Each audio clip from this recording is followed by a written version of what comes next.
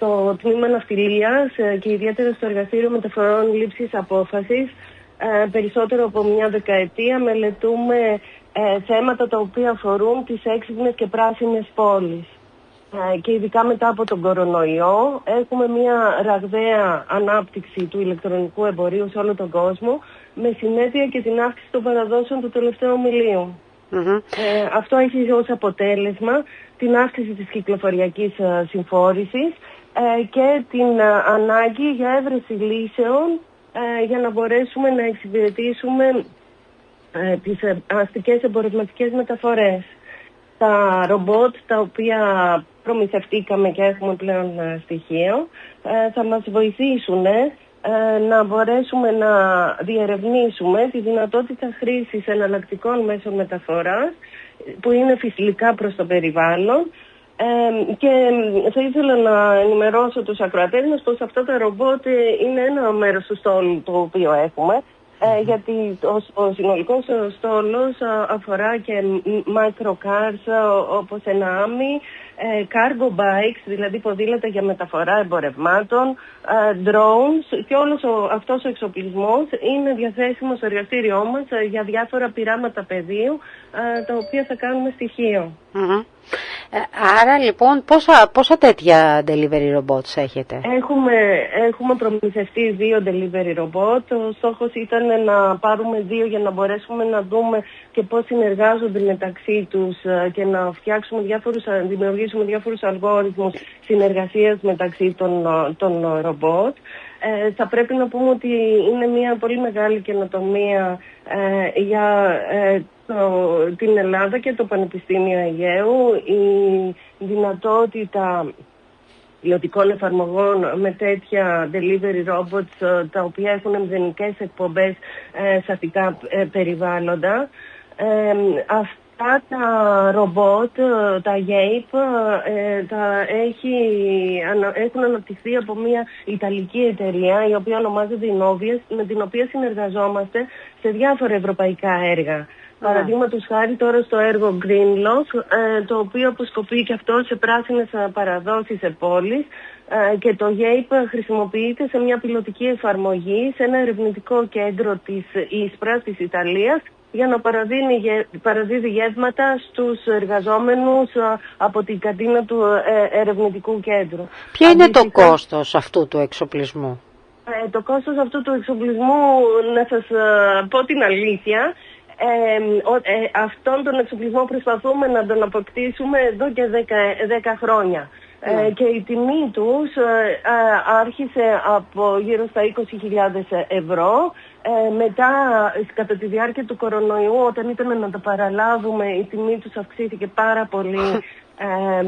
Σχεδόν διπλασιάστηκε, επομένως δεν υπήρχε δυνατότητα να τα πάρουμε, και τώρα με αυτό το πρόγραμμα, το οποίο ονομάζεται Πανεπιστήμια Αριστείας, μας δόθηκε η δυνατότητα να πάρουμε τον συγκεκριμένο εξοπλισμό, ο οποίος χρηματοδοτείται από το πρόγραμμα Ελλάδα 2.0 από το Υπουργείο Ανάπτυξης, για να μπορέσουμε να εκπονήσουμε τα διάφορα πειράματά μας.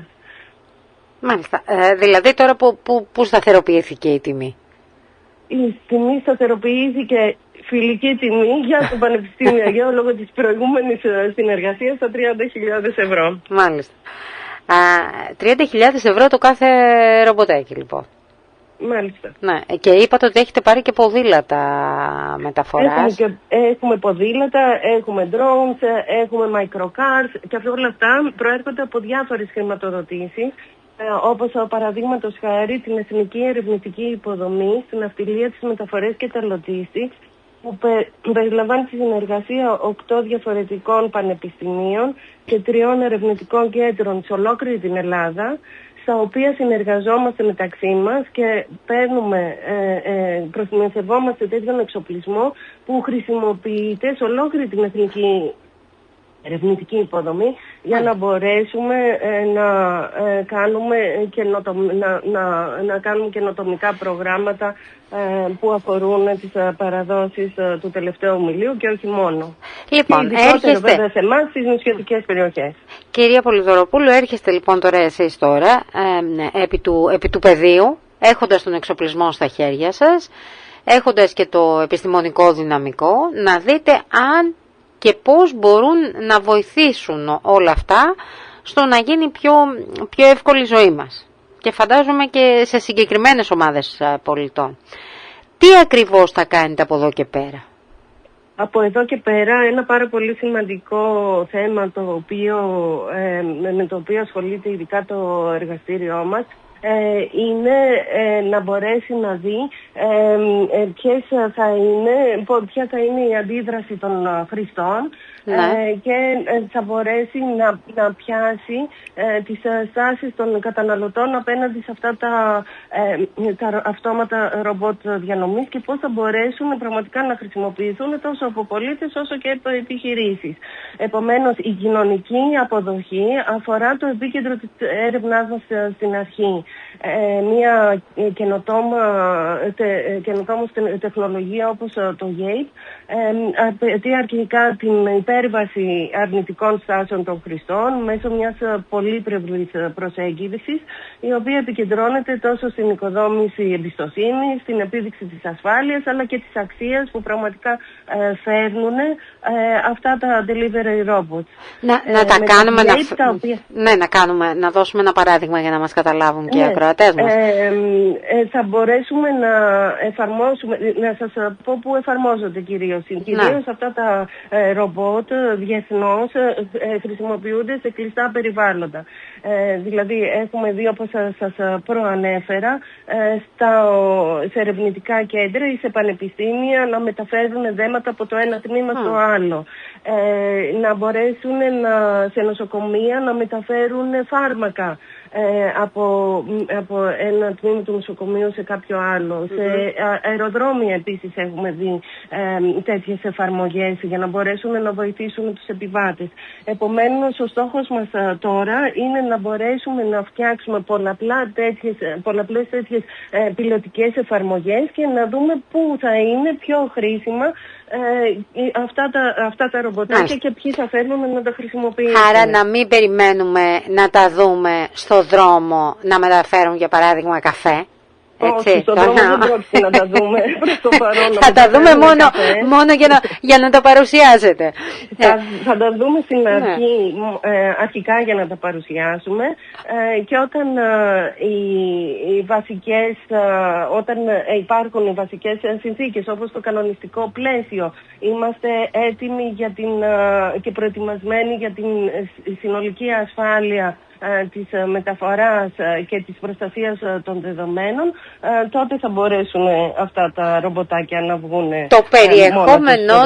Το περιεχόμενό τους, μιας και χρησιμοποίησατε τη λέξη ασφάλεια, ασφαλίζεται δηλαδή, φεύγει από τον χρήστη για να πάει ένα προϊόν, ένα φάρμακο σε κάποιον άλλον. Στο ενδιάμεσο της διανομής όλα αυτά είναι σφραγισμένα, διασφαλίζονται, τι γίνεται? Ναι, ο τρόπος με τον οποίο δουλεύει το συγκεκριμένο ρομποτάκι είναι ότι ένας χρήστης καλεί το ρομπότ στην τοποθεσία που θέλει χρησιμοποιώντας μια εφαρμογή smartphone και μόλις φτάσει το ρομπότ τοποθετεί ο χρήστης τα δέματα μέσα σε ένα κλειστό διαμέρισμα, θα το δείτε και διαζώσεις την Τρίτη το πρωί, και χρησιμοποιεί αυτή την εφαρμογή που έχει στην πλατφόρμα για να μπορέσει να δώσει τη διεύθυνση προορισμού. Το ταξίδι γίνεται αυτόνομα και όταν θα φτάσει στον παραλήπτη, τότε ο παραλήπτης μπορεί να ανοίξει το διαμέρισμα με ένα συγκεκριμένο QR code. Ανάλογα με την τεχνολογία μπορεί να είναι με αναγνώριση, παραδείγματος χάρη, ακόμα και προσώπου μέσω των καμερών του ρομπότ για να είναι ασφαλής η παραλαβή. Μπορεί όλα αυτά ακόμη να μην είναι κάτι με το οποίο είμαστε εξοικειωμένοι ως κοινωνία. Αλλά θεωρείτε ότι βρίσκεται πολύ μακριά η εποχή που αυτού του είδους οι εργασίες θα γίνονται μόνο από ρομπότ? Μόνο από ρομπότ δεν υπάρχει περίπτωση να γίνεται μόνο. Αυτό το οποίο βλέπουμε είναι ότι τα ρομπότ δεν πρόκειται να κλέψουν θέσεις εργασίας των courier. Πιστεύω ότι τα αυτόνομα ρομπότ θα είναι πιο πιθανό να μεταμορφώσουν αυτές τις θέσεις εργασίας αυτών των ταχυμεταφορέων παρά να τις εξαλείψουν. καθώς το ρομπότ στο μέλλον θα μπορούν να χειριστούν και ένα αυξανόμενο μερίδιο μικρών αποστάσεων και ελαφριών περαδόσεων, οι άνθρωποι παραμένουν πάντοτε ζωτική σημασία για πιο σύνθετες εργασίες, για την προσωπική αλληλεπίδραση. Στις διάφορες ερευνές μας βλέπουμε ακόμα ότι ο περισσότερος πληθυσμός προτιμά να παραλαμβάνει με το άτομο courier τα αντικείμενά του παρά με κάποια αυτόνομα άλλα μέσα μεταφοράς. Οπότε πιστεύουμε ότι δεν θα υπάρχει μια αλληλεπίδραση, θα μπορέσει να συμπληρώσει σε περιπτώσεις ανάγκης. Πέστε ότι έχει μια πολύ μεγάλη βροχή που δεν μπορούν να βγουν τα άτομα έξω, το ρομπότ δεν έχει πρόβλημα, θα μπορούσε να πάει από στενούς δρόμους, σκεφτείτε νησιά, για να μπορέσει να δώσει την τελική παράδοση. Επομένως δεν θεωρώ ότι αυτά τα ρομπότ θα ανταγωνιστούν τους ανθρώπους, αλλά και όχι μόνο αυτό.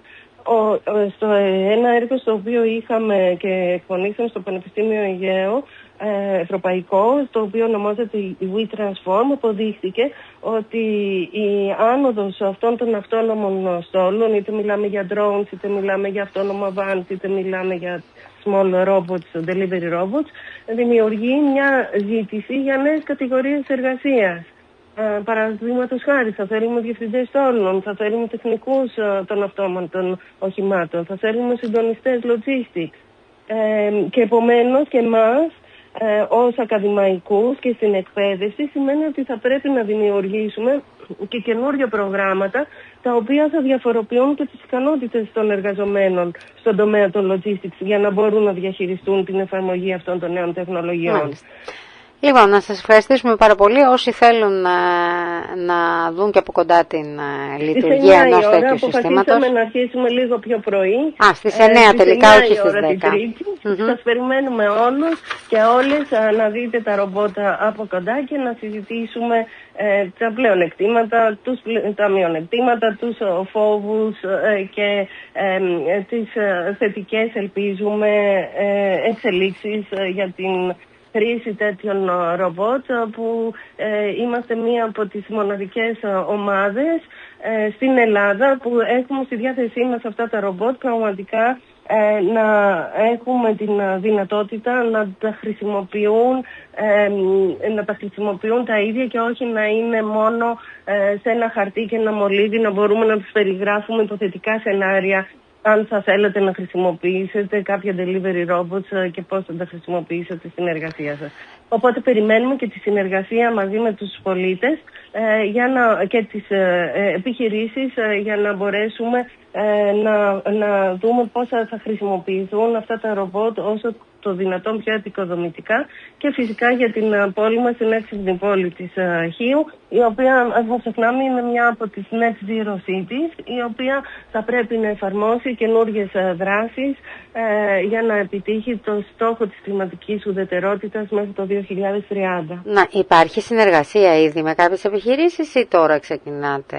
Θα ξεκινήσουμε τώρα αυτές τις επιχειρήσεις. Υπάρχουν και με την αυτοδιοίκηση, δηλαδή θέλω να πω ότι έχουμε αυτή τη στιγμή.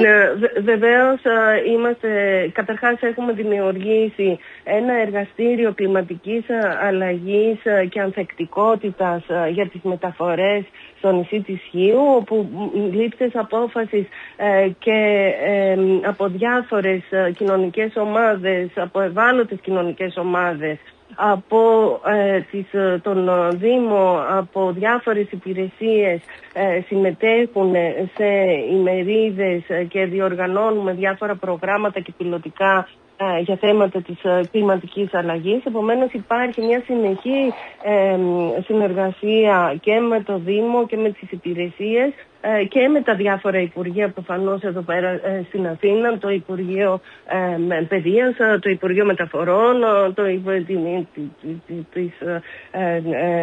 οτιδήποτε αφορά την πράσινη ενέργεια και τις πράσινες μεταφορές, για να μπορέσουμε με τις γνώσεις τις οποίες έχουμε και με αυτή την συνεργασία να εφαρμόσουμε προγράμματα τα οποία θα έχουν σημαντικό κοινωνικό αντίκτυπο και ειδικά στην Χίο μας, στην οποία είναι τα εργαστήριά μας και τα τμήματά μας και ασχολούνται σε αυτό το τομέα. Σας ευχαριστώ πάρα πολύ. Να είστε καλά. Καλή συνέχεια. Και εγώ σας ευχαριστώ. Γεια σας. Γεια σας.